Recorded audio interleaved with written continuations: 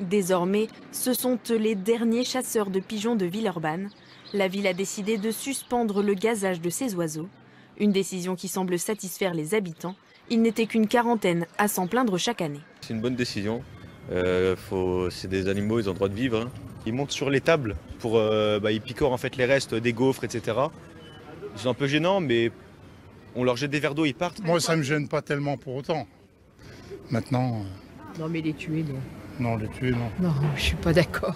En mai 2022, cette association a saisi le tribunal administratif de Lyon pour obtenir les documents relatifs à la gestion des pigeons de Villeurbanne. Elle organise régulièrement des manifestations devant les mairies, comme ici à Vaux-en-Velin, pour les inciter à changer de technique. Quand les mairies utilisent des méthodes que nous qualifions comme cruelles, nous les contactons, nous demandons un entretien pour essayer de les convaincre d'arrêter.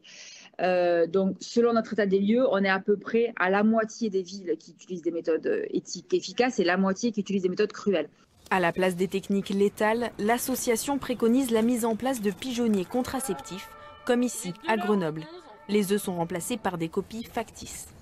Autre méthode, le maïs contraceptif, peu développé en France et difficile à mettre en place.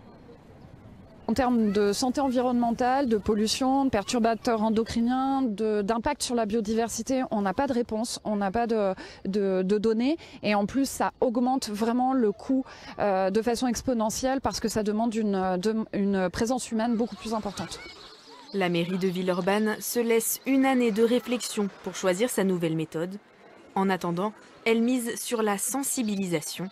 Pour rappel à Villeurbanne, il est interdit de nourrir les pigeons.